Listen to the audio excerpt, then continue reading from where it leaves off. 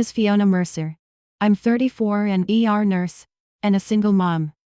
Last Christmas Eve, while I was chest deep in a cardiac arrest at Riverside Community Hospital, my in-laws made my 10-year-old daughter stand in a corner of their dining room for 6 hours, hungry, shaking, with a handwritten cardboard sign hung around her neck that read, "Family Disgrace." Her crime? Telling the truth at the dinner table. I didn't scream. I didn't cry. I drove home, put my daughter to bed, and opened a box I hadn't touched in 3 years. My late husband's files. What I found inside changed everything. 48 hours later, my phone wouldn't stop buzzing, not with apologies, with panic. Before I go on, if this story speaks to you, take a moment to like and subscribe. But only if you genuinely want to hear what happened next. And while you're here, drop a comment. Where are you listening from right now, and what time is it there? Now let me take you back to December 24th, the night the lights on our little Christmas tree were still blinking when I got the call from the hospital. I had set the table for 2. That was something I'd started doing after Ryan died, making our little traditions feel intentional instead of lonely. Paper crackers from the dollar store, cranberry candles Lily picked out herself, a lasagna cooling on the counter because Lily once said turkey was boring, and I'd never argued with that logic. The tree was 5 feet tall, pre-lit, slightly crooked. Lily had wrapped every branch in silver tinsel until it looked like a disco ball having an identity crisis. I loved it. We were 15 minutes from sitting down when my phone rang. The caller ID said Riverside ER, and my stomach dropped before I even answered. "Fiona, it's Tanya. Greg collapsed at home, loss of consciousness, they're bringing him in now. We're down to 2 nurses tonight, I need you." Greg was our charge nurse. Tanya wouldn't call on Christmas Eve unless it was real. I stood in my kitchen, staring at the lasagna, holding the phone so tight my knuckles ached. Lily was in her room, putting on the red velvet dress I'd hand-stitched the hem on, because the store version was 2 inches too long. She'd made a gift box for her grandmother. Painted it herself, gold and green, with a card that said, "To Grandma Judith, Merry Christmas, love Lily," in her careful 5th grade cursive. There was no one else to call. My parents lived in Oregon. Grace was already working the floor. The only option within 10 minutes of our house was Judith's annual Christmas dinner, 20 relatives, a honey-glazed ham, and the kind of warmth that always had conditions attached. I dialed Judith's number. She picked up on the first ring. "Fiona, how lovely, of course bring Lily over, we'd love to have her." Her voice was bright, brighter than usual. That should have been my first warning. I knelt in front of Lily, straightened the collar on her red dress, and handed her the gift box. "Grandma Judith's going to take care of you tonight, okay? Me has to go save someone at work." Lily hugged me at the door. Her breath came out in a white cloud, 28 degrees and dropping. "Come back before midnight, Mom? I promise." I didn't keep that promise. The ER on Christmas Eve is a specific kind of chaos. It smells like antiseptic and cinnamon. Someone always brings cookies and they sit on the nurse's station getting stale while we run. That night we had a 3-car pileup on Route 17, a toddler with a febrile seizure, 2 alcohol poisonings, and Greg's empty chair reminding us we were short-handed. I moved on autopilot. Start the IV. Check the monitor. Update the chart. Next patient. My hands knew what to do, even when my mind kept drifting 10 minutes south to Judith's house, where my daughter was sitting at a table full of people who shared her last name, but had never once asked how she was doing in school. At 10:17 p.m., I finally got a 90-second break. I pulled out my phone behind the supply cart. 3 missed calls from Lily. 1 text, sent at 9:43 p.m. "Mom, please come get me." No context, no emojis. Lily always used emojis. My thumb was already on the callback when the phone connected, but it wasn't Lily's voice on the other end. "Fiona, it's Judith." Calm, measured. The voice she used at church fundraisers. "Lily's fine, she's just being a little dramatic. She's playing with the cousins now. Focus on your shift, honey." I heard nothing in the background. No kids laughing, no music, just the low hum of a dishwasher. "Can I talk to her?" "She's in the other room. I'll have her call you later." She hung up before I could push. I stared at the phone. Then Tanya called a code blue in day 4, and I ran. It wasn't until 12:40 a.m., changing out of my scrubs in the locker room, that I scrolled back to Lily's text and noticed the photo she'd attached. I'd missed it during the chaos. It was dark, blurry, taken from a low angle, like she'd held the phone against her lap and tapped blindly. I could make out a corner of a room, the edge of a dining chair, and on Lily's chest, the bottom of something rectangular. Cardboard maybe. With black writing I couldn't quite read. I zoomed in. My fingers went cold. I could only make out 2 words, family and disgrace. I was in my car in under 3 minutes. The porch light at Judith's house was off. Every other house on Maple Ridge Lane had their Christmas lights blazing, but 414 was dark, like the party had packed up and pretended it never happened. I knocked. Then I knocked harder. Judith opened the door in her silk bathrobe, reading glasses pushed up on her head, as if she'd been settling in for the night, like it was perfectly normal for my 10-year-old to still be here at 1:20 in the morning. Fiona, goodness, you could have waited until... I stepped past her. The living room smelled like cinnamon and dish soap. The long dining table had been cleared, chairs pushed in neat. The only thing out of place was my daughter, sitting on the love seat in the far corner of the room, her red velvet dress wrinkled, her eyes swollen, and her hands resting on a piece of cardboard in her lap, like she'd forgotten it was there. The sign was roughly 12 by 18 inches, cut from a shipping box, written in thick black Sharpie, the same looping cursive Judith used on her Christmas cards every year. I would know that handwriting anywhere. Family disgrace. Lily looked up at me and didn't say a word. She didn't need to. Her eyes said everything. Hours of everything. I crossed the room, knelt in front of her, and gently lifted the sign off her chest. The yarn they'd used to hang it around her neck had left a red line on her skin.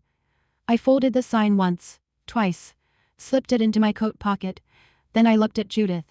She stood in the doorway of her own living room with her arms folded, chin raised, waiting for me to yell. I didn't yell. I picked up my daughter, carried her to the car, and buckled her in. I closed the door quietly. I walked around to the driver's side, started the engine, and pulled away from 414 Maple Ridge Lane without saying a single word to Judith Mercer. Not because I had nothing to say, because what I had to say, I would say, with paperwork. Lily didn't speak for the first 4 minutes of the drive. I didn't push. I turned the heat up to 78 and pointed the Benz toward her side. Her hands were like ice when I'd lifted her. Then, somewhere between the gas station and our street, she started talking. Quiet, flat. The way children speak when they've been told their feelings don't count. I said something at dinner, Mom, about Uncle Derek. What did you say? I heard him on the phone last week, at Grandma's house when I was in the hallway. He was talking about taking money from my college thing, the one Grandpa set up. He said he needed it for something. I didn't understand all of it. She paused, pulled at a thread on her dress. At dinner, Aunt Karen was talking about how Uncle Derek just bought new stuff for his truck, and I said, "Is that from my college money?" I didn't mean to be bad. I just asked. I gripped the steering wheel so hard my knuckles cracked. Then what happened? Everyone got really quiet. Uncle Derek said I was making things up. Grandma Judith said I was a liar, and I needed to learn what happens to liars in the Mercer family. She got the cardboard from the garage and wrote on it. She made me wear it. She told everyone not to give me food until I apologized for lying. Did anyone say anything? Anyone at all? Aunt Karen laughed. The cousins went to the other room. Nobody said anything, Mom. I pulled the car over on Birchwood Drive, 3 blocks from our house. I unbuckled, leaned across and wrapped my arms around my daughter. She was trembling. Not crying. Just trembling. Like her body had used up all its tears hours ago. Lily, you are not a liar. You told the truth, and I am so proud of you. Mom? Am I a bad person? No, baby. You're the bravest person I know. She fell asleep against my shoulder before I pulled into our driveway. I carried her inside, made her a peanut butter sandwich, sat on the edge of her bed while she ate it in half-conscious bites, and read 2 chapters of The One and Only Ivan until her breathing slowed. Then I closed her door, walked to the kitchen, and did something I hadn't done in 3 years. I looked at the box on the top shelf of the hall closet. The one labeled Ryan, documents. The one I'd shoved up there the week after the funeral and never opened because every time I saw his handwriting I couldn't breathe. I pulled it down. But first, coffee. Because what I was about to do required a very clear head. The box was a standard banker's box, white cardboard, Ryan's handwriting and blue ballpoint on the side. Inside, life insurance paperwork I'd already dealt with, our marriage certificate, Lily's birth certificate, a bundle of photos from our honeymoon in Shenandoah, and at the very bottom, a manila envelope sealed with clear packing tape. The envelope was heavier than I expected. I slid it open with a kitchen knife. Inside were 3 documents. The first was a certified copy of a quitclaim deed, dated April 14th, 4 months before Ryan's accident. It transferred full ownership of the property at 26 Birchwood Drive. Our house, the land, everything, from Ryan Mercer to Fiona Mercer, signed by Ryan, notarized, stamped by the clerk of the Circuit Court for Henley County, Virginia. The second was a printout from the county recorder's website confirming the deed had been filed and recorded. Official, legal, done. The third was a handwritten note on yellow legal paper, folded twice. Fiona. This house is yours and Lily's. I took care of it. Don't let anyone tell you otherwise. R. I read it 3 times. The handwriting blurred the 3rd time because my hands were shaking. Not from sadness, from something harder to name. Something between fury and relief, and the aching wish that he could have told me in person. For 3 years, I had lived in this house believing it sat on Mercer family land, that Judith could revoke our right to be here with a single phone call. That belief had kept me quiet through every passive-aggressive remark, every cold shoulder at family dinners, every time Judith reminded me that this property has been in the Mercer family for 2 generations. It was in the Mercer family. It was in my name. I opened my laptop, navigated to the Henley County Property Records portal, and typed in our address. The screen loaded. Owner of record, Fiona A. Mercer. I closed the laptop, picked up Ryan's note, held it against my chest for a long moment. Then I set it down, opened a fresh browser tab and searched. Virginia property owner rights, occupant removal, 30-day notice. It was 3:47 a.m. on December 26. My daughter was safe in her bed. And for the first time in 3 years, I knew exactly where I stood. On my own ground. The phone rang at 8:02 a.m. I was on my 2nd cup of coffee, sitting at the kitchen table with a legal pad full of notes, and Lily was still asleep. Caller ID, Judith Mercer. I let it ring 4 times. Then I picked up. Not because I wanted to talk, because I wanted to listen. Fiona. Her voice was warm, concerned, perfectly calibrated. The voice of a woman who had rehearsed her opening line. I was worried about you. You left so abruptly last night without even saying goodbye. That's not like you. I said nothing. Listen. I know the situation with Lily might have seemed harsh, but that child needs structure, Fiona. You coddle her. She made a very serious accusation at the dinner table, in front of the entire family, and she needed to understand that actions have consequences. I let the silence stretch. Judith filled it, as I knew she would. Derek already explained the account situation. He borrowed a small amount temporarily. He's going to pay it back. It's a family matter, Fiona.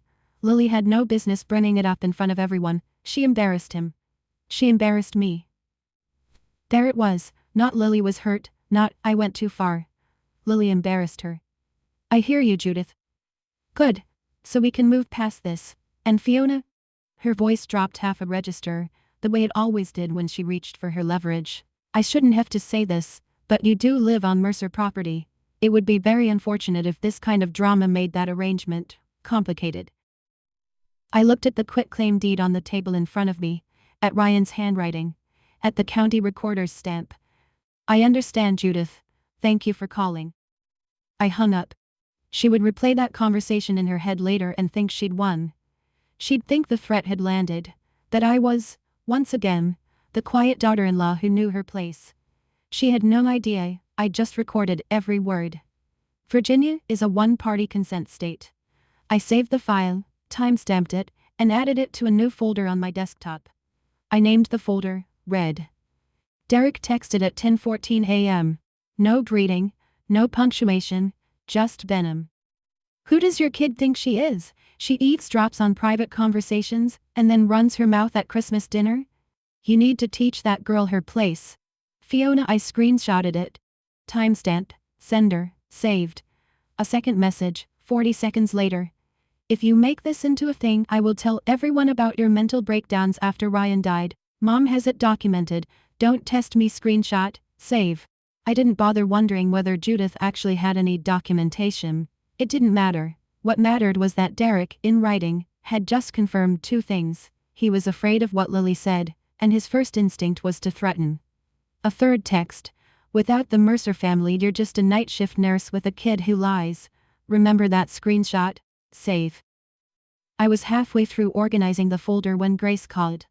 Her voice had that tight, controlled quality she used when she was furious on someone else's behalf. Fiona, are you online? Have you seen Facebook?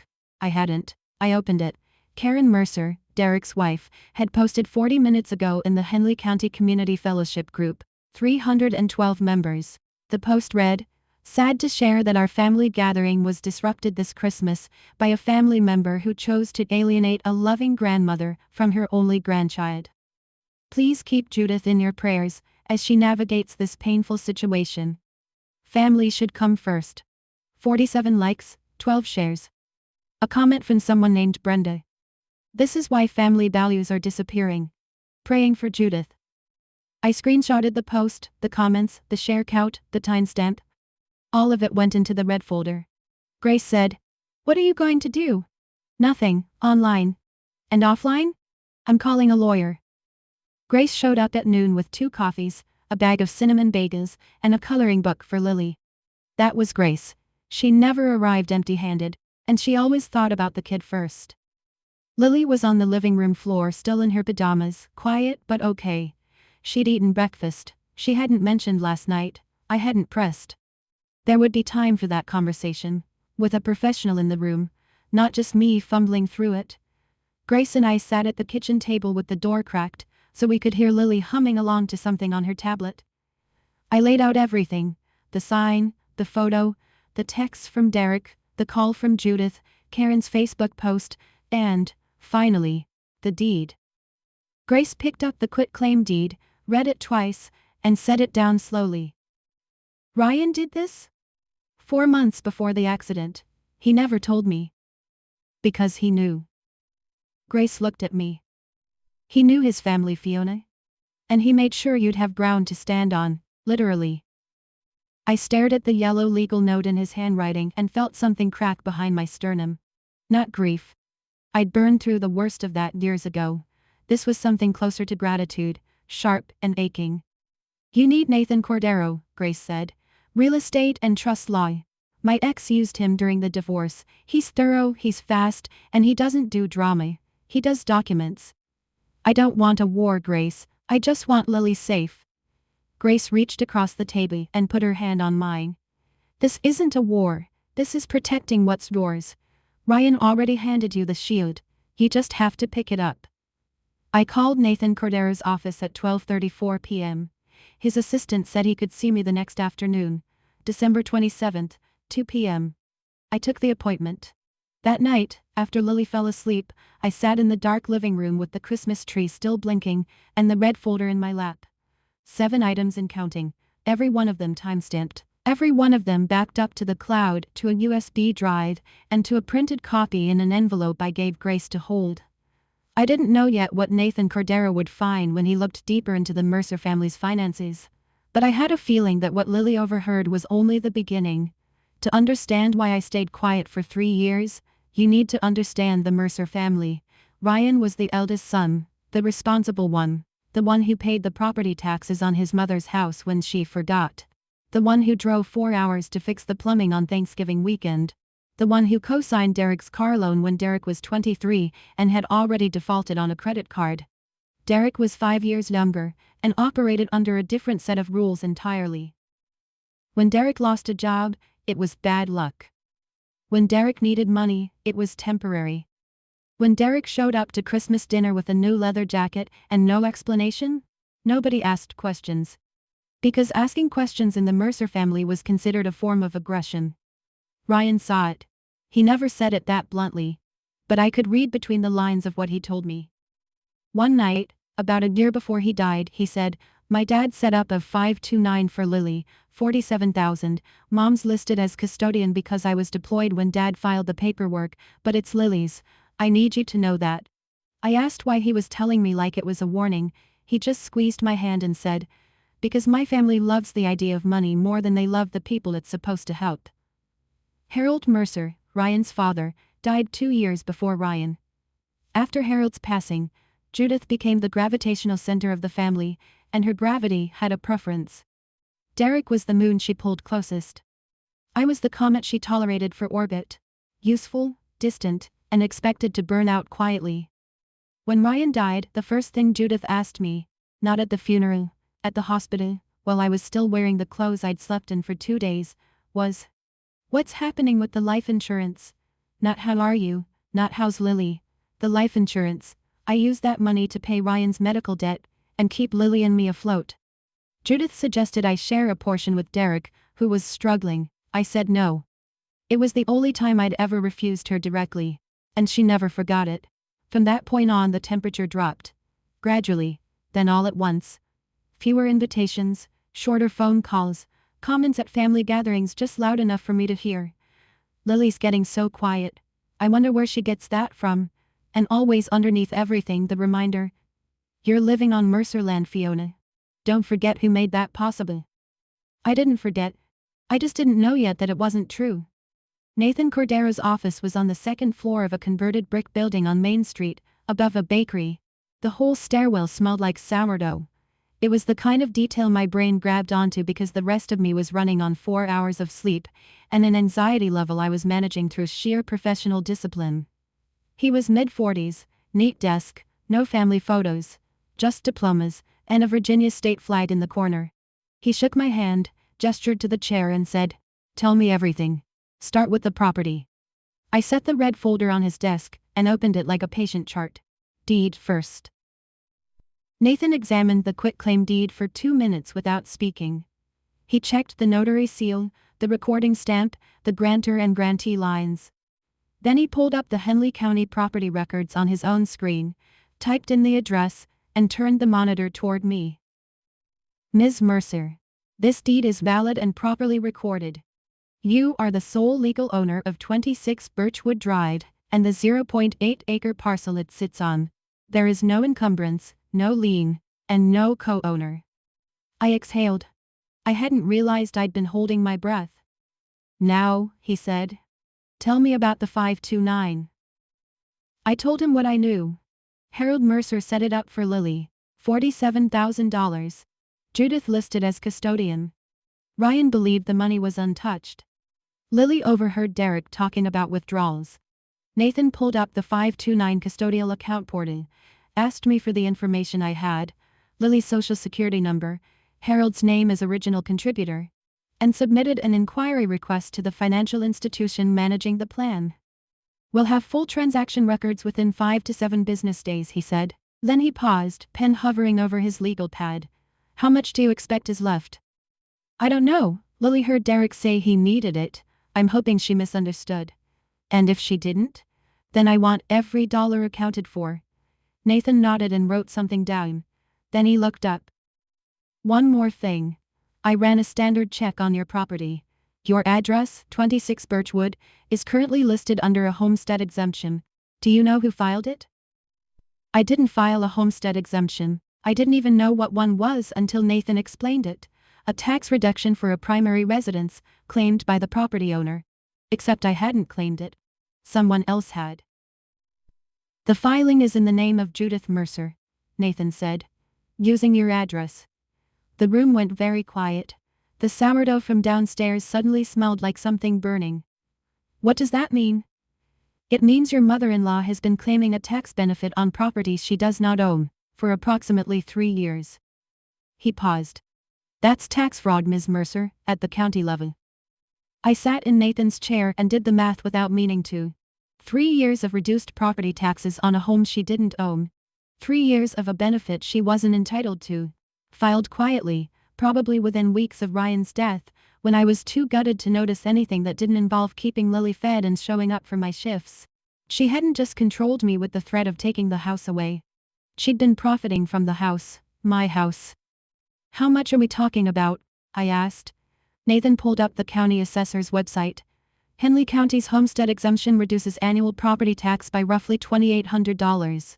Over 3 years, that's approximately $8,400 in back taxes owed, plus penalties, usually 25%, so we're looking at around $10,500 that Judith Mercer owes the county. He let that number sit. "Miss Mercer, I want to be clear about your options." He ticked them off on his fingers, the way I'd seen surgeons count instruments. 1. You can send a 30-day notice to anyone occupying your property without authorization. That includes Derek's workshop on your land. 2. You can file a report with the county assessor regarding the fraudulent homestead exemption. 3. Depending on what the 529 records show, you can pursue civil action for the misappropriated education funds. Each of these is independent. You can do 1, 2, or all 3. I looked at the folder on his desk. The sign, the texts, the deed, the voicemail. "All 3, I said. "And everything goes by certified mail." Nathan paused his pen for the first time since I'd sat down. He studied me the way I studied patients who came in calm with a wound that should have had them screaming. "I've been doing this for 20 years, he said. "Family property disputes, trust issues, fraud cases, but 3 violations from the same household against the same person, that's not common." "I'm an ER nurse, Mr. Cordero. I don't panic, I triage." He almost smiled. "Then let's get this in writing." He opened a fresh legal pad, uncapped his pen, and we spent the next hour drafting 3 documents that would land on Judith and Derek Mercer's doorsteps by New Year's Eve. That night, after Nathan's office, after I'd picked Lily up from Grace's apartment and made us both grilled cheese with tomato soup, Lily's comfort order, I sat at the kitchen table at 11 p.m. and built my arsenal. I'm a nurse. I know how to chart. I know that documentation isn't just record keeping. It's the difference between a case and a story. And I was done telling stories to people who only heard what they wanted. I opened the red folder and laid everything out in chronological order. The quitclaim deed, recorded and stamped. The county property records printout. Ryan's handwritten note. The 529 account inquiry receipt from Nathan's office. Lily's text message and blurry photo from Christmas night, time-stamped 9:43 p.m. The cardboard sign, family disgrace. In Judith's handwriting, now sealed in a gallon Ziploc bag. The recorded phone call from Judith, December 26, 8:02 a.m. 3 screenshots of Derek's threatening texts, 10:14 to 10:16 a.m. Karen's Facebook post, and its 12 shares. The homestead exemption filing and Judith's name at my address, 10 items, each one labeled, dated, and stored in 3 locations. Cloud backup, USB drive in my bedside drawer, and a printed set in a sealed envelope at Grace's apartment. Nathan had prepared 3 outgoing documents. A 30-day notice to vacate addressed to Derek Mercer at the workshop on my property. A demand letter addressed to Judith Mercer for the full return of misappropriated 529 funds. And a formal complaint to the Henley County Assessor regarding the fraudulent homestead exemption. Each one ready for certified mail, return receipt requested. I paper-clipped the tracking slips to the front of the folder and closed it. There was one more thing I'd decided, something Nathan hadn't suggested. When I mailed the certified letters, I wouldn't just drop them at the post office, I would walk in, hand them across the counter, and watch the clerk stamp them. I wanted to feel the weight leave my hands. It wasn't about revenge. Revenge is loud. This was something quieter. This was consequence, addressed and postmarked. I want to pause here for a second. If you've been listening this far, you're probably sitting somewhere right now with your jaw tight and your chest heavy, because you've either lived this or you've watched someone you love go through it. I was right where you are. Sitting at this table, folder closed, heart open, terrified, and certain at the same time. If this story is hitting home, tap that like button so I know you're still with me. And if you've ever had to choose between keeping the peace and keeping your child safe, leave a comment. I'll read everyone. Now, back to December 28th. The Henley County Post Office on Route 12 was quiet the morning of December 28th. One clerk behind the counter, a woman in her 50s with reading glasses on a beaded chain, humming something I almost recognized as Silver Bells, I set 3 envelopes on the counter, each one white, legal-sized, with Nathan Cordero's return address printed in the upper left corner, and the recipient's name typed cleanly below the window. Certified mail, return receipt requested, all 3. The clerk weighed each one, printed the green certified labels, and affixed them. She stamped each envelope with a satisfying thud. The kind of sound that reminds you the Postal Service has been delivering consequences since 1775. Envelope 1. 30-day notice to vacate, addressed to Derek Mercer, at the workshop structure on 26 Birchwood Drive. Envelope 2.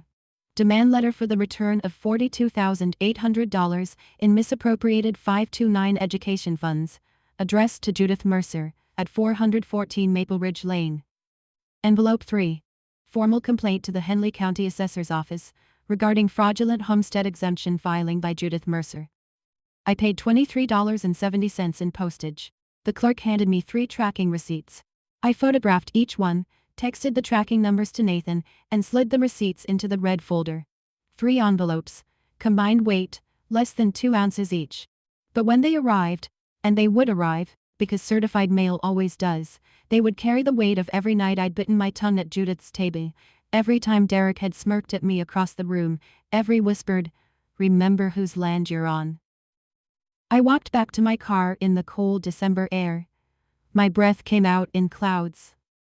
The sky was that flat Virginia gray that means more cold is coming. I checked the USPS tracking app before I started the engine. Estimated delivery? December 30 to 31. Right around New Year's Eve? There was something poetic about that. A year ending. A silence breaking. And 3 envelopes making their way through the system. Unstoppable and indifferent, the way consequences ought to be. The property dispute was one thing, the money was another. But there was a layer underneath all of it that I couldn't address with certified mail. The fact that my daughter had been emotionally abused by a family member in a room full of adults who did nothing. I am a registered nurse. In the state of Virginia, I am a mandated reporter. That means if I have reasonable cause to suspect a child has been abused or neglected, I am legally required to report it. There is no exception for family. There is no exception for Christmas. On the afternoon of December 28, after I dropped the envelopes at the post office, I called the Henley County Department of Social Services Child Protective Services hotline from my parked car. I gave them my name, my credentials, and a clear, factual account of what happened on December 25. A 10-year-old child was publicly humiliated, forced to wear a degrading sign, denied food for approximately 6 hours, and isolated from other children as punishment for speaking the truth. I provided Lily's time-stamped photo from 9:43 p.m. I provided the physical sign, now preserved. I provided Judith's name, Derek's name, and the address where the incident occurred. The intake worker assigned a case number. A caseworker would contact me within 48 hours to schedule a child interview, with my consent, in an environment where Lily felt safe. I also called Lily's pediatrician that afternoon and got a referral for Dr. Amara Singh, a licensed child psychologist who specialized in family-related emotional trauma. First available appointment, January 3rd. I took it. I reported hundreds of suspected abuse cases during my career. I've called the hotline from curtained ER bays at 2 in the morning, whispering so the parent in the waiting room wouldn't hear. It never gets easier. But this time was different. This time, I wasn't calling about a stranger's child. I was calling about mine, and my hand didn't shake once. That evening I did something radical. I put the folder away. Not forever, just for the night. Because my daughter needed mac and cheese more than she needed a mother hunched over legal documents, and I had spent enough of the last 3 days being strategic. Lily deserved a few hours of me being just mom. We made it together. She stirred the cheese sauce while I boiled the noodles, and she told me about a book she was reading, The One and Only Ivan, about a gorilla in a mall who finds a way to change his life through a drawing. She talked about it the way she talked about everything she loved. Fast, with her whole body, hands gesturing, eyes wide, completely alive. Mom, Ivan doesn't yell at anyone, he just draws the truth and people finally see it. I almost dropped the colander. We ate on the couch with the Christmas tree still plugged in. I hadn't taken down the decorations, Normally I would have by now, but something about those little blinking lights felt necessary. Like the house needed to remember that Christmas had started out okay, even if it ended somewhere terrible. Lily leaned into me, her plate balanced on her knees, and said, "Can we just stay like this?" "Like what?" "Just us, in our house, with the lights on." "Yeah, Lily, we can stay exactly like this." She fell asleep against my arm around 8:30. I carried her to bed, pulled the quilt up to her chin, and kissed her forehead. She smelled like cheese and shampoo, and 10 years of the best thing I'd ever done. I stood in the hallway outside her room for a moment listening to her breathe. Then my phone buzzed. USPS tracking update, envelope 1, status, out for delivery. Estimated arrival, December 30th, tomorrow. I turned off the hallway light, walked back to the kitchen, and let the silence settle around me like armor. Nathan called at 9:15 the next morning, December 29th. His voice had the same measured tone it always did, but I was starting to learn the difference between his confirming information voice and his, "You need to hear this" voice. This was the second one. "Miss Mercer. 2 updates. First, the county assessor's office has received your complaint. They've opened a review. Standard timeline is 10 business days for the initial assessment. If they confirm the homestead exemption was filed fraudulently, Judith will receive a notice of back taxes owed plus a 25% penalty, payment due within 90 days of the notice." I wrote the dates in the margin of my legal pad. 10 business days from December 28th, put the assessment around January 13th. Second, I'd submitted the records request for the 529 custodial account.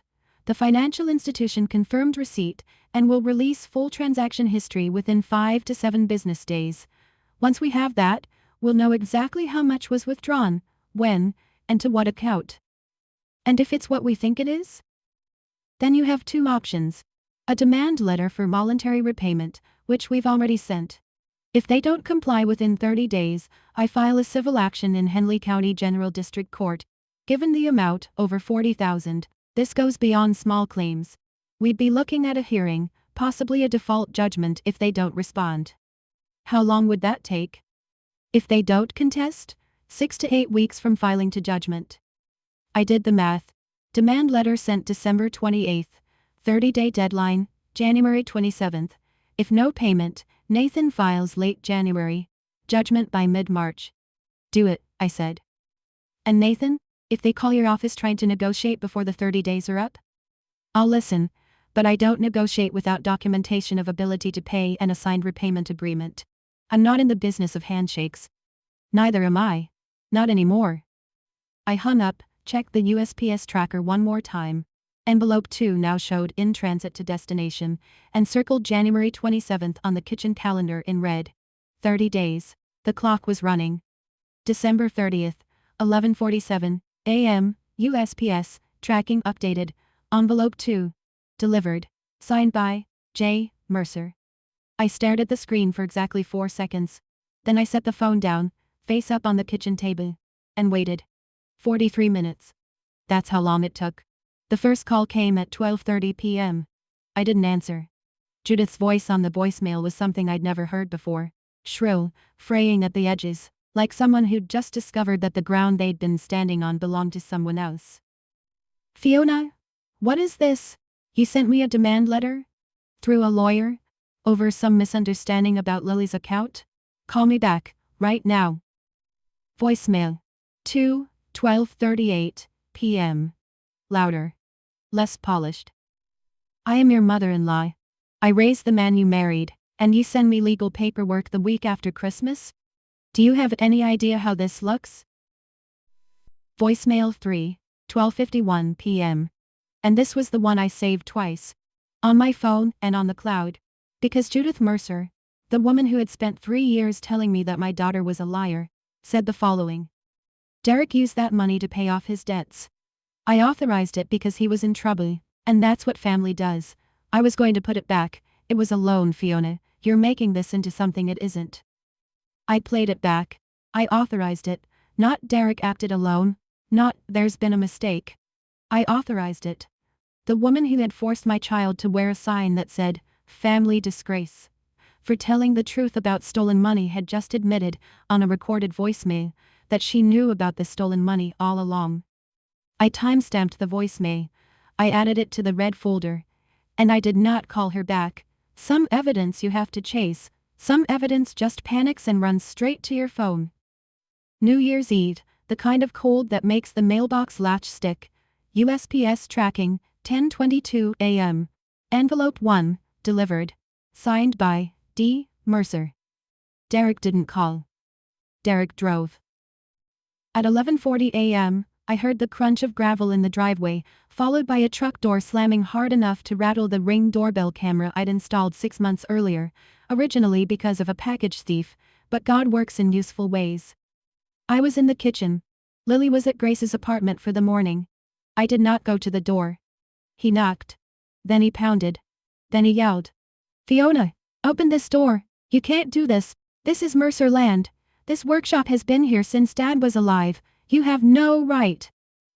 The Ring camera recorded everything. I watched on my phone from 10 feet away. Derek, red-faced, pacing the porch, the certified letter crumpled in his fist. I called Henley County Non-Emergency Dispatch. "My name is Fiona Mercer, 26 Birchwood Drive. There's a man on my property who's been served a 30-day vacate notice and is now banging on my door and yelling. I'd like an officer to come ask him to leave." The deputy arrived in 12 minutes. I watched through the window as Derek went from screaming to sputtering to silent in the span of a single conversation with a uniformed officer. The deputy examined the notice, checked my ID, confirmed the property records on his in-car system, and told Derek to leave the premises. Derek jabbed a finger toward the house, toward me, and said something I couldn't hear from inside.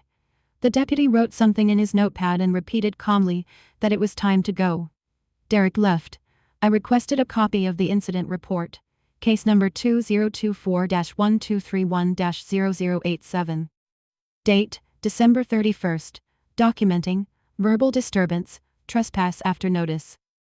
2 hours later, Grace texted me a screenshot. Derek had posted on his personal Facebook. "My sister-in-law just had the police called on me for going to my own family's property. She hired a lawyer and is trying to throw us off land that's been Mercer property for decades. All because her kid made up a story at Christmas. Please share so people know the truth. Hashtag family first. Hashtag injustice." 214 shares by midnight. I didn't post a response. I didn't comment. I didn't share. I just screenshotted everything, added it to the red folder, and watched the fireworks from my living room window while the clock struck 12. New Year, new rules. The first 3 days of January felt like walking through a town that had already made up its mind. Judith's church friends had shared Karen's post into 2 more community groups. Derek's Facebook rant had hit the local buy-sell trade page. The narrative was clean and simple. Heartless daughter-in-law kicks grieving grandmother and beloved uncle off family land over a Christmas misunderstanding. No mention of a sign, no mention of a hungry child, no mention of $42,000. I noticed it first at the grocery store. Mrs. Liu from the PTA avoided eye contact at the deli counter. Then at work, a nurse from the day shift I barely knew said, "I heard things are rough with your in-laws, I'm sorry." The pity in her voice told me she'd only heard one version. The texts from extended Mercer relatives came in waves. Ryan's aunt. "Judith is devastated. She's barely eating. Is this really necessary?" Ryan's cousin. "You should think about what Ryan would want. He wouldn't want the family torn apart." A number I didn't recognize. "Shame on you for keeping a grandmother from her grandchild." I read everyone, responded to none. Then on January 2nd, as I was pulling into my driveway after a 12-hour shift, I saw Mrs. Patterson standing at her mailbox next door. She was 70-something, widowed, the kind of neighbor who noticed everything but said very little. She'd lived on Birchwood Drive longer than anyone. She looked at me differently than the others, not with pity or judgment, more like recognition. "Fiona," she said. Just that. Then, "I saw something on Christmas night. At Judith's house. I should have done something then, and I didn't.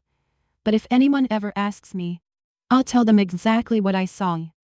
She turned and walked back inside before I could respond. I sat in my car for a full minute, engine off, staring at her closed door. Then I added her name to the red folder's contact list, not as a weapon, but as a witness. There's a difference. The town had heard one story, Mrs. Patterson had seen another, and the system, slow, methodical, indifferent to Facebook shares, was still turning. January 2nd, 3 p.m., the CPS caseworker arrived at my home. Her name was Ms. Tate, mid-30s, calm presence, the kind of person who listened with her whole posture. She asked if she could speak with Lily in the living room while I sat in the kitchen. I agreed. Dr. Singh had already met with Lily the day before and said she was processing well, but I'd prepped Lily simply. A nice lady is going to ask you about Christmas night. You just tell the truth, like you always do. The interview lasted 22 minutes. I could hear murmuring through the wall, Lily's voice quiet but steady. No crying. When Miss Tate came out, she sat across from me at the kitchen table and spoke in the neutral, careful language of someone documenting facts. Your daughter's account is consistent and detailed. She described the sign, the food restriction, the duration, and the family members present.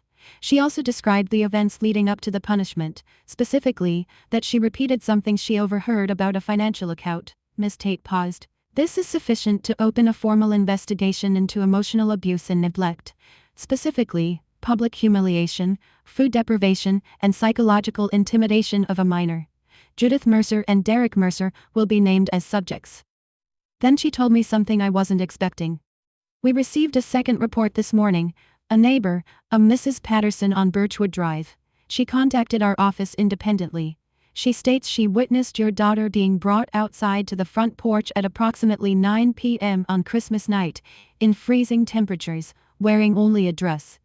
She heard an adult female voice. She identified it as Mrs. Judith Mercer, shouting at the child, and she provided a cell phone video. Ms. Tate let that sit. The video is 23 seconds. It was taken through Mrs. Patterson's kitchen window from across the yard. It does not clearly show the child's face, which protects her privacy. But it does capture the voice, the timestamp, 9:07 p.m. on December 25th, and the approximate conditions. I pressed my palms flat on the table. 23 seconds of footage I didn't know existed, from a witness I hadn't asked, corroborating everything my daughter said. Judith had spent a week telling anyone who would listen that Lily was a liar, that I was unstable, that this was a misunderstanding. 23 seconds doesn't misunderstand anything. Ms. Tate explained the next steps. The investigation would include attempted interviews with Judith and Derek, a review of the evidence, and a determination within 30 days. During that period, the subjects would be advised that unsupervised contact with Lily was not recommended. I walked Ms. Tate to the door. She shook my hand and said, "Your daughter is articulate and brave. You should know that." "She gets it from her father," I said. And meant it. I need to stop here for a moment. Because when Miss Tate told me about Mrs. Patterson's video, I sat in my kitchen and stared at the wall for a long time. Not because I was surprised someone saw, but because I was gutted that someone saw, and almost didn't speak up. Mrs. Patterson did though, late, but she did. And it mattered. If you're still here, subscribe, not for me, for the part of the story that's coming. Because what happens next is the part where the certified letters start doing their job. And the people who thought they were untouchable find out they're not. Stay with me. January 15th, a Tuesday. I was between patients at the hospital, charting in the break room, cold coffee, fluorescent lights, when Nathan called. County assessor completed their review. The homestead exemption filed by Judith Mercer on your property has been determined to be fraudulent. She had no ownership interest in 26 Birchwood Drive at any point during the filing period. I put my pen down. Effective today, the county is issuing a notice to Judith Mercer for back taxes totaling approximately $8,400, plus a 25% civil penalty of $2,100. Total due, $10,500. Payment deadline, 90 days. I didn't say anything for a moment. Nathan waited. He was good at that. She's going to say she didn't know. She signed the form, Ms. Mercer, annually, for 3 years. The assessor's office has her signature on file. 3 signatures. 3 years of claiming a tax break on a home she didn't own, a home she used as a leash to keep me compliant. Every time she'd said, "Remember whose property you're on," she'd been collecting a discount on it. Nathan continued. The notice will be mailed to her address at 414 Maple Ridge Lane. Sincerely doubt she'll be in a festive mood when it arrives. He was right. Judith called my phone 4 times that evening. I didn't answer any of them. The voicemails were a study in deterioration, the first one indignant. "This is your doing, Fiona." The second one bargaining. "We can work this out if you just drop the complaint." The third one threatening. "I will tell everyone what kind of person you really are." And the fourth one something I'd never heard from Judith Mercer in all the years I'd known her. Silence. 12 seconds of open line, then a click. That silence told me more than all her words ever had. It was the sound of a woman realizing that the system doesn't care about your reputation, your church group, or how many people shared your daughter-in-law's smear campaign on Facebook. The system cares about signatures, and Judith's were on file. January 20th, Nathan's office. Same sourdough smell in the stairwell, different weight in the room. He had a printed spreadsheet waiting for me on the desk, 4 pages, each line a transaction. The 529 custodial account records had come back. 23 withdrawals, Nathan said, turning the first page toward me. Over an 18-month period, beginning June of last year and ending November. Total withdrawn, $42,800. I looked at the columns. Date, amount, receiving account. Every single withdrawal routed to the same bank account, a personal checking account at Valley Federal, in the name of Derek P. Mercer.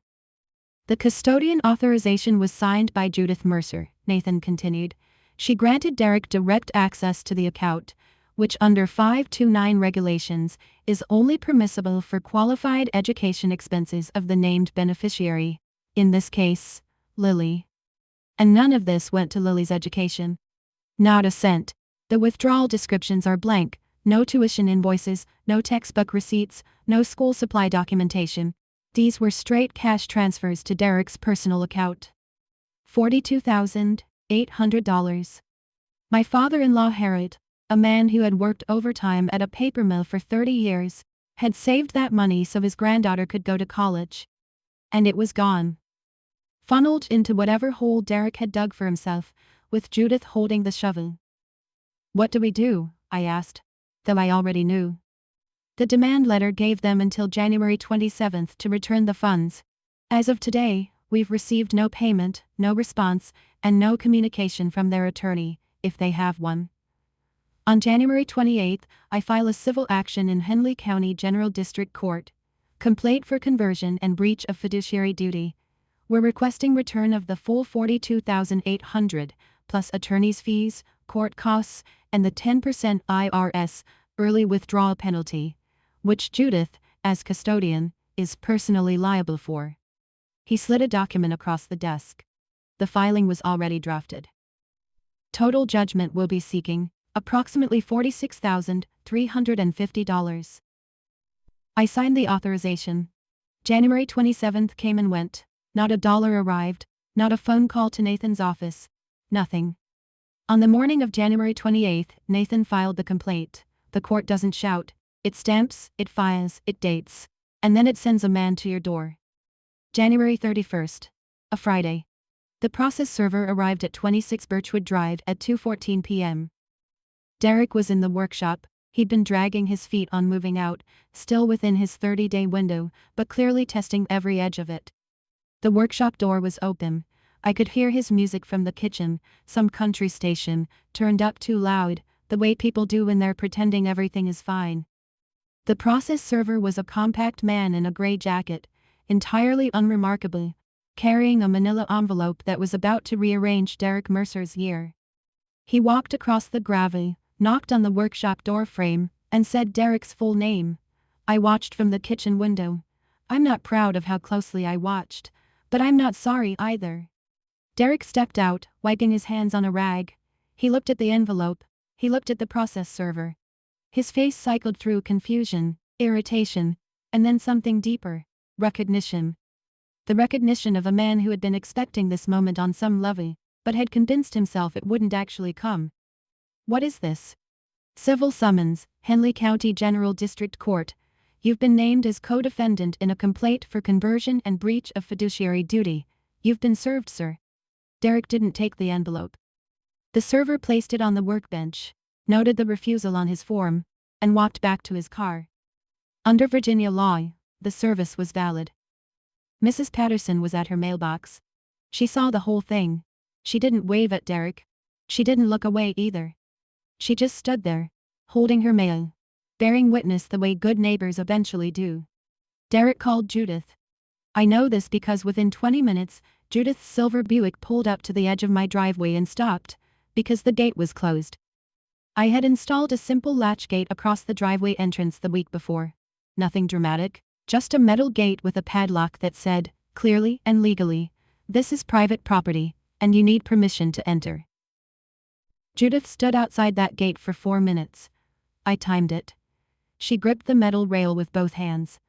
She looked at the house, my house, with an expression I had never seen on her face.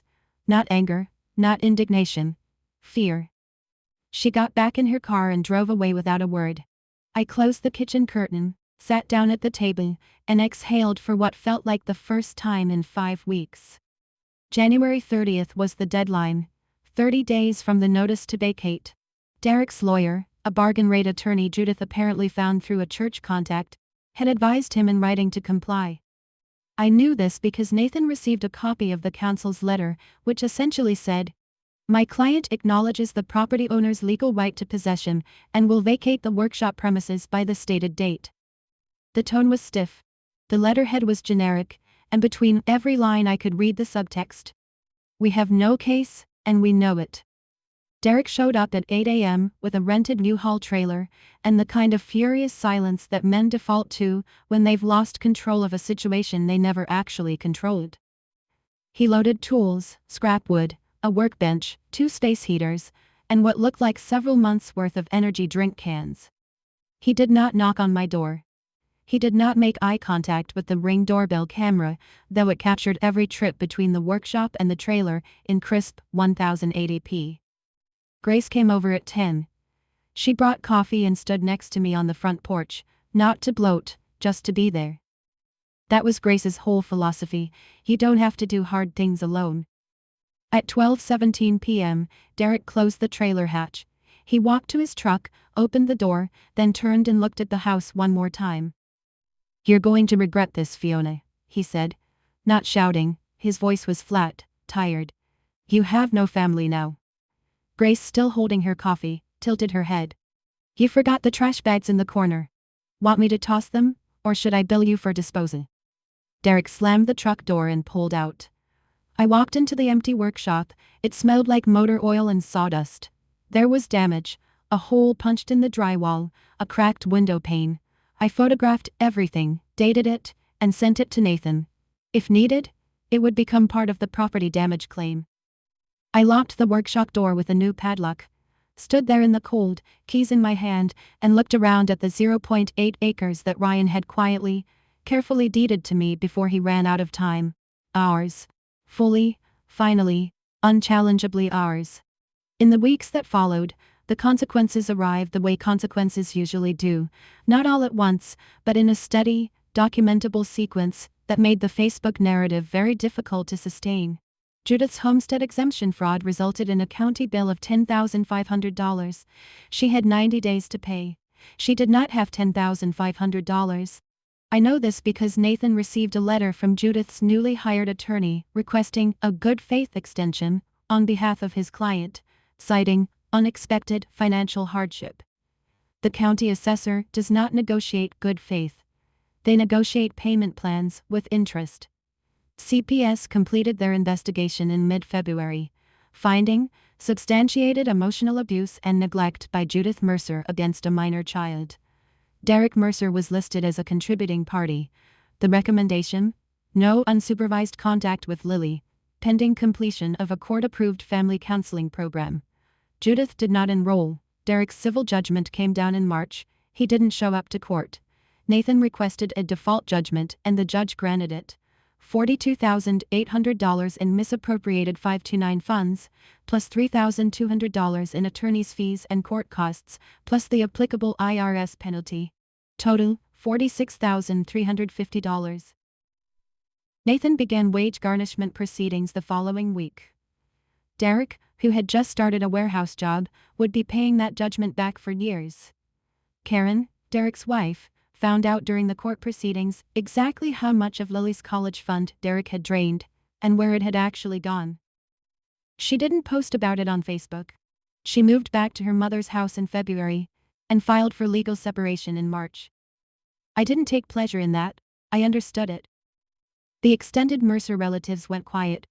Not apologetic, just quiet. The kind of silence that settles over a family when the smear campaign hits a wall of notarized documents, court records, and a county tax bill. Nobody shared Derek's Facebook post anymore. It was still up technically, but facts have a way of making noise feel very small. The call came the first week of February. A Saturday morning. Lily was at the kitchen table drawing, and I was washing dishes. When I saw Judith's name on the screen, I dried my hands, walked to the bedroom and closed the door. I picked up. One last time. Fiona. Her voice was different, smaller. The polish was gone. No church voice, no rehearsed warmth, just a 62-year-old woman who had lost her oldest son, and was now watching the rest of her world follow. I know I don't have the right to call you. You don't. A long pause. I could hear her breathing. I made a mistake. With Lily, with the sign. I was angry and I went too far. I know that now. I waited. Please, she's all I have left of Ryan. Don't take her from me. I closed my eyes. Not because I felt sorry for her, though part of me understood the grief underneath the cruelty, but because I had to say the next words very precisely. And I didn't want emotion in any direction to blur them. Judith. I'm not taking Lily from you. I'm protecting her from what you did. Those are not the same thing. Silence. When you're ready to work with a family therapist, a licensed professional, not Pastor Dave, and when you've completed the counseling program CPS recommended, you can contact Nathan Cordero's office to discuss supervised visitation. You do not contact me, you do not contact Lily, you go through the process.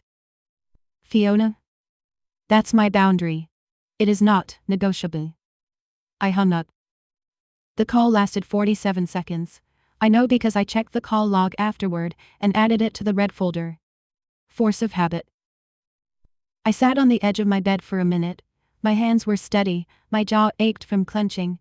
The house was quiet except for Lily humming in the kitchen, something from a cartoon I think, slightly off-key and entirely perfect. Family is not a sign around a child's neck. Family is the person who takes it off. In March, I opened a new 529 account. Same state plan, same goal, different custodian. Me. I transferred the remaining $4,200 from the original account, what was left of Harold's $47,000, into the new one. It wasn't much. It was a fraction of what Lily was supposed to have. But it was clean, and it was protected, and no one had access to it except me and the financial institution. Nathan set up the wage garnishment order on Derek's paycheck. The math was simple and relentless.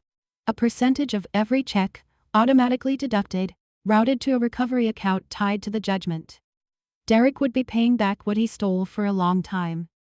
The court didn't ask whether he was comfortable with that. Courts don't. I also met with a financial advisor through the hospital's employee assistance program, free for staff, something I'd never used because I'd never had the headspace. She helped me set up an automatic monthly contribution to Lily's new 529, $150 a month. Small, but consistent. At 7% average growth, compounded over 8 years, Lily would have a meaningful start when she turned 18.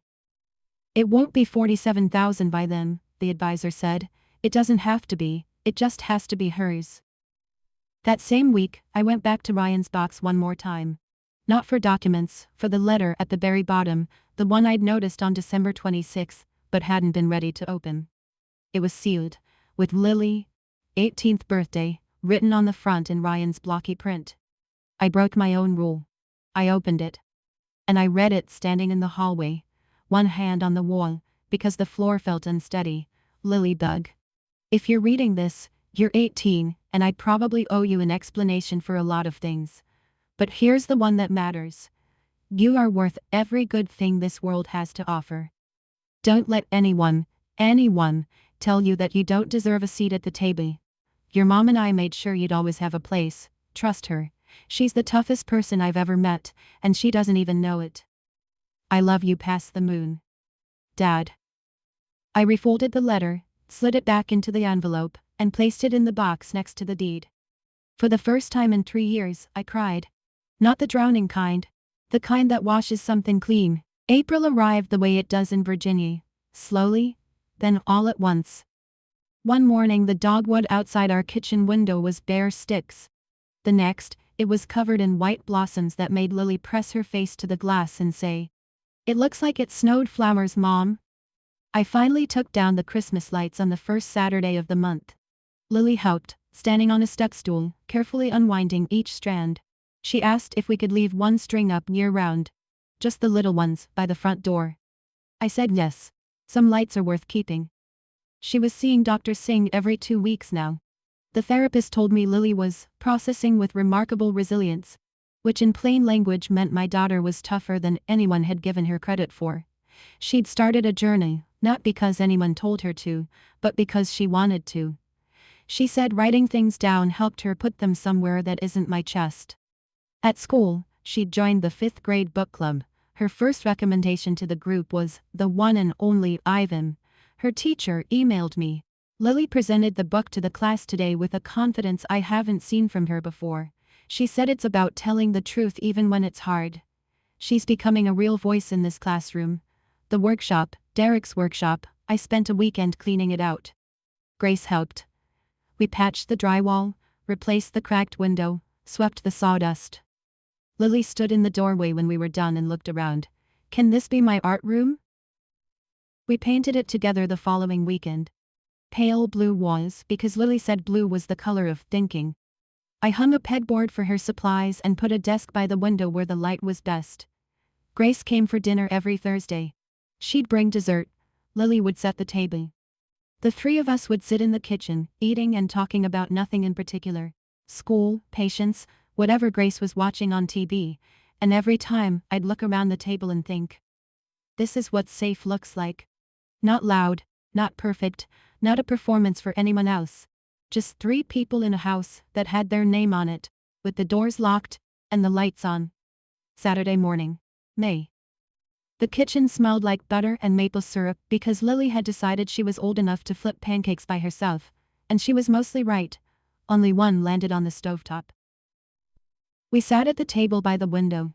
Sun came through the glass in warm slats across the wood. The dogwood was in full bloom. Lily was barefoot, hair still messy from sleep, drawing on a paper napkin between bites. I watched her work. Tongue slightly out, brow furrowed, the same face Ryan used to make when he was concentrating. She drew a house. Simple. Rectangle, triangle roof, a door with a round knob. 2 stick figures out front, one tall, one small. A tree beside them with pink circles for blossoms.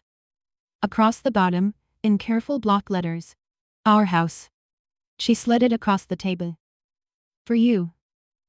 I picked it up, looked at the 2 figures, at the tree. At the 2 words that said more than any legal filing, any court judgment, any voicemail saved in a red folder on a shelf. "I love it," I said. "I know exactly where this goes." That afternoon, I opened Ryan's box one more time. I placed Lily's napkin drawing inside. Next to the deed, next to his letter, next to the yellow legal note that started everything. The box wasn't heavy anymore. It wasn't something I avoided on the top shelf of the closet. It was proof, not of what we'd lost, but of what we'd walked through. Judith never called Nathan's office. Maybe she would someday. Maybe she'd do the work, and maybe there'd be a supervised visit at a therapist's office, and maybe Lily would decide what she wanted that relationship to look like. That was Lily's choice to make, when she was ready, not mine, not Judith's, not Derek's. The red folder sat on the bookshelf in the living room, closed. I didn't hide it. I didn't display it. It was just there, the way a fire extinguisher is there. You hope you never need it again, but you keep it where you can reach it. I took a bite of pancake. Lily was already drawing something new, this time a gorilla with kind eyes, surrounded by other animals, all of them free. The lights by the front door blinked once, then held steady. "We were home. Thank you for staying until the end. This story is fiction, But the feeling of being betrayed by the people who were supposed to protect you, that's as real as it gets.